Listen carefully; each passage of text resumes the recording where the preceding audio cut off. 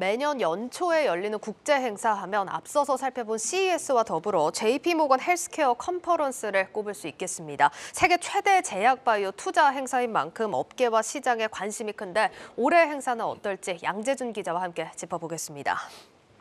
양 기자, 이번 컨퍼런스 3년 만에 대면으로 열린다고 합니다. 이게 많은 분들이 좀 기대를 하고 계시긴 한데 이전과는 좀 분위기가 달라질 거라고요?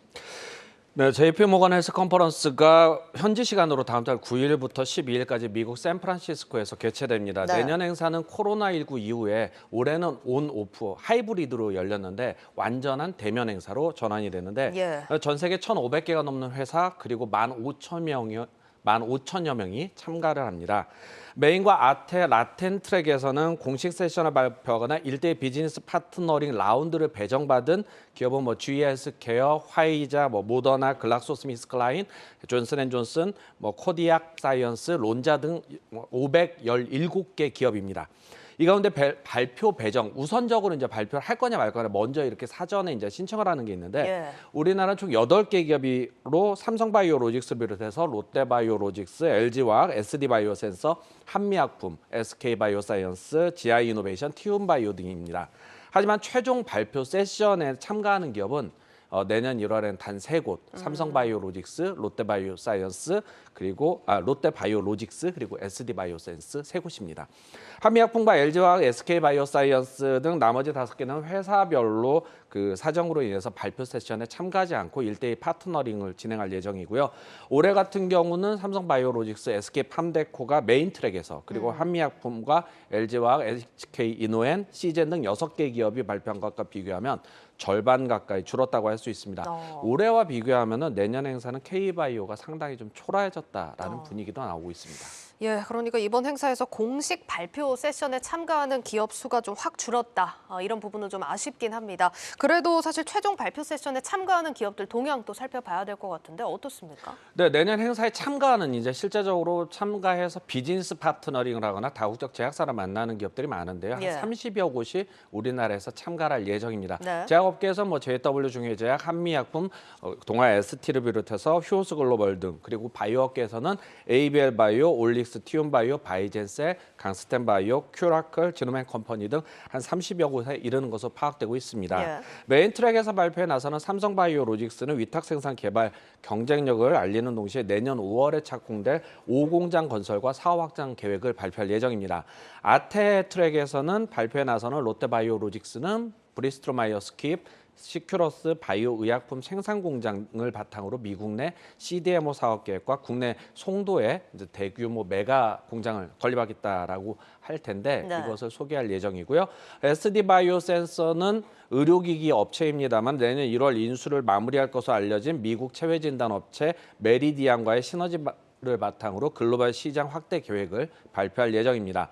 공식 초청을 받은 국내 제약 바이오 업체들은 다국적 제약사와 개별 미팅을 진행하거나 바이오협회와 미국 의학 전문지인 그 바이오 센츄리 그리고 시들리 오스틴 법무법인입니다. 그리고 EBD 등이 주관하는 그 행사에 참가하는데 바이오협회가 주관하는 그 2023 글로벌 IRS JPM에서는 CM 생명과학, GI이노베이션, 그리고 에이비온, 앱티스, 푸트가바이오, 휴이노 등 6개 기업이 설명회에 나설 예정입니다.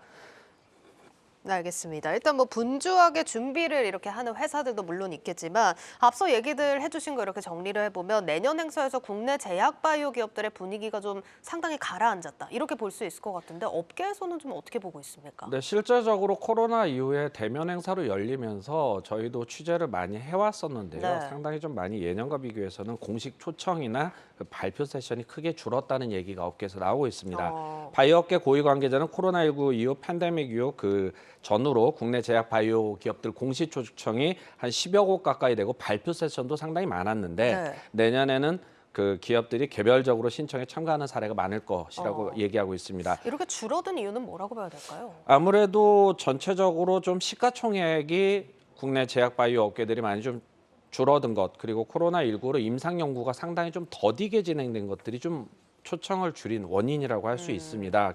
다만 기술 수출을 준비하는 국내 기업들, JP모건 헬스 컨퍼런스가 과거 뭐 한미약품, 사노피 퀀텀 프로젝트라든지 유한양의 얀센 그리고 ABL 바이오 올해 1월에 사노피로 기술 수출을 했기 때문에 좀 증명하는 자리였다면서 그 놓칠 수 없는 기회이기도 합니다. 예, 그러니까 기술 수출 관련해서도 좀 여쭤보고 싶은 건 다국적 제약사로의 기술 수출도 규모나 건수나 다 줄어들지 않았습니까? 네, 올해 아무래도 좀 많이 줄었는데요. 오늘 그래도 레고캠 바이오 사이언스가 그 미국의 암젠의 ADC 그 항체 약물 접합체인데 이 플랫폼 관련 1조 6천억 원 규모의 그 기술 수출을 이뤘습니다. 하지만 이를 더해도 올해 1월부터 12월 오늘까지 국내 바이오 기업들의 기술 수출 규모는 총 6조 원 정도이고요. 예. 지난해 사상 최대를 기록했던 금액 13조 3천여억 원과 비교하면 거의 절반 이상이 줄었습니다. 그렇네요. 다국적 제약사로의 뭐 국내 제약 바이오 기업들의 최근 그 수출 현황을 좀 살펴보면 그 계약에 따른 비공개 금액을 제외하고 2019년 약 8조 5천억 원, 2020년에는 11조 3천억 원에 이르면서 상당히 확대가 되다가 올해는 많이 줄었습니다. 예. 이에 대해서 이제 바이오 업계에서는 다국적 제약사들이 그 기술 수출에 대한 전략과 연구 개발 구조조정 변화가 일어났다고 이야기를 하는데요. 어떤 식으로 그럼 바뀌었다고 봐야 될까요? 실제적으로 이 코로나를 겪으면서 아무래도 좀 임상이 상당히 지연이 됐고 그러다 네. 보면 다국적 제약사끼리 이렇게 경쟁하는 의약품에서 뭐 임상이 좀 지연이 되거나 그러면은 포트폴리오 조정을 하거나 리밸런싱, 좀 구조 조정을 좀 많이 한 영향들이 좀 있었습니다. 네. 그리고 특히 그 다국적 제약사들 올해 가장 그 힘을 줬던 게 그 미국 식품의약품 의약품 그 허가를 획득해서 상업화 임박하거나 아니면은 포트폴리오를 강화할 수 있는 그런 즉 항암제를 개발하면 자가 면역 질환 치료제만 개발하는 기업을 아예 인수 합병하는 전략들로 상당히 선회를 했습니다. 예. 자신이 가지고 있는 그 기존의 일부 대형 품목 내년에도 뭐 특허 만료들이 많이 되고 있는데요. 이와 관련해서 연구 개발보다는 상업화를 통해서 좀 새로운 성장 동력, 매출을 확보하는 전략으로 좀 많이 선회를 했습니다. 대표적인 사례를 좀 살펴보면 미국 암젠이 호라이즌을 278억 달러, 상당히 큰 규모입니다. 올해 인수했고 화이자가 바이오 합벤 파마슈티컬스 122억 달러에 인수했고 특히 뭐 다름이 아니라 뭐 화이자, BMS 상당히 큰 규모로 이렇게 인수 합병을 많이 했습니다.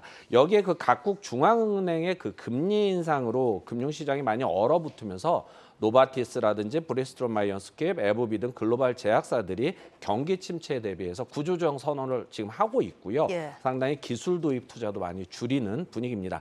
기술 투자를 통해 뭐 수출을 통해 가지고 우리나라 아무래도 연구 개발, 국내 제약 바이오 업계가 그렇게 했는데 그 글로벌 경기 침체, 다국적 전략 변화로 인해서 선순환 상태가 좀 위협받지 않느냐 이런 우려들도 좀 많이 나오는 건 사실입니다. 예, 여기까지 듣겠습니다. IPO 프리보드 양재준 기자였습니다.